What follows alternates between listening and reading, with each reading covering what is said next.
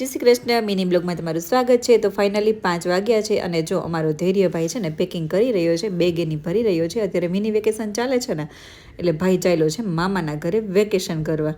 તો અત્યારે જો બેગ તૈયાર કરી લીધી છે ભાઈ અને અત્યારે ફૂલ તડકો છે અને અમે મમ્મી દીકરો 5 વાગ્યા નીકળી પડ્યા છે। અને ખાસ મજાની વાત તો એ છે કે આપણું છે ઇલેક્ટ્રિક એક્ટિવા એટલે પેટ્રોલ ડીઝલની કોઈ જ ઝંઝટ નહીં, મળે કે ના મળે આપણે કોઈ લેવા દેવા નહીં, આપણું ચાર્જ એક્ટિવા કરી લઈએ એટલે અઠવાડિયું કોઈ ટેન્શન નહીં। તો તડકા ધૂમમાં ફાઇનલી મમ્મી દીકરો નીકળી ગયા અને અમારા મમ્મી દીકરાને જ્યારે લોંગ ક્યાંક બહાર જવું હોય ને ત્યારે જ અમારી જોડે કાર ના હોય ત્યારે જ અમારા મમ્મી દીકરાને એક્ટિવામાં જવાનું થાય છે। તો ફાઇનલી તડકામાં જો સોસાયટી ભાઈની આવી ગઈ છે અને એરિયા છે અમદાવાદ ગાંધીનગર વચ્ચે। તો ફાઇનલી અમે મમ્મી દીકરો અહીં જો પહોંચી ગયા છીએ અને ભાઈ અમારો ઠેલો ભરીને આવી ગયો છે। ખબર નહીં કેટલા દિવસ રહે, જો કે 1-2 દિવસ થશે એટલે મમ્માને ફોન કરશે કે મમ્મા હવે મને લઈ જા। તો ફાઇનલી ઉપર આવી ગયા ને અમારા જો ટેણિયા છે ને જાગતા જ હોય, એની ટાઈમ ગમે ત્યારે ફોન જોતા હોય એટલે ટેણીએ હવે અમારા દરવાજો ખોલી દીધો છે અને પછી જો સીધી જ મસ્તી ચાલુ કરી દીધી ગયા ભેગા જ। અને આ ટેણિયાને તો બધા ઓળખતા જ હશો કેમ કે આ ટેણીઓ તો હર વખતે આપણા બ્લોગમાં હોય જ છે ગમે ત્યારે અને આપણા ઘરે પણ આવતો જ હોય છે, એટલે આ ટેણિયાને તમે ઓળખતા હશો। અને આ બાજુ જો બીજું ટેણિયું છે ને એના પપ્પાને કહેવા ગયું છે કે મનીષા ફૂઈ આવ્યા છે, માતાજી આવ્યા છે। માતાજી કહે છે આજ તો ખબર નહીં આજ તો ક્યાં મૂડમાં છે ને શું એને યાદ આવી ગયું છે એટલે એના પપ્પાને કહે છે કે માતાજી આવ્યા છે, બહાર આવો તમે।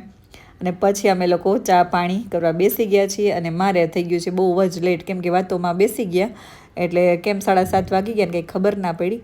એટલે જો આ બધાને હવે સમજાવવાનું છે કે તમે ઝઘડા કર્યા વગર શાંતિથી બધા રમજો ને રહેજો। પછી ફાઇનલી હું ત્યાંથી નીકળી ગઈ અને મારા ઘર તરફ આવી ગઈ છું ને આવીને સીધી જ શાક માર્કેટમાં હું આવી છું, ઘરે હજી ગઈ નથી। પહેલાં જ આપણે શાક માર્કેટમાંથી શાક લઈ અને પછી આપણે ઘરે જવાનું છે।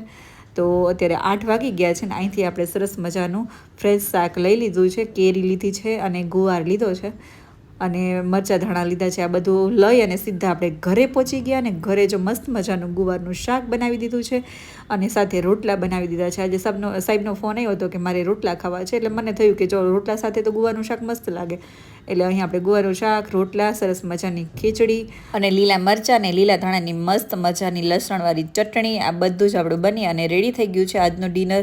અને ઠંડી છાશ છે, દહીં છે, તૈયાર મિક્સ અથાણું છે, તો મોજ પડી જવાની છે દોસ્તો। તો ચલો દોસ્તો અમે લોકો હવે જમી લઈએ અને આપણો મિની બ્લોગ અહીં સુધી જ રાખશું, ફરી મળીશું નેક્સ્ટ બ્લોગમાં। આવજો, જય શ્રી કૃષ્ણ।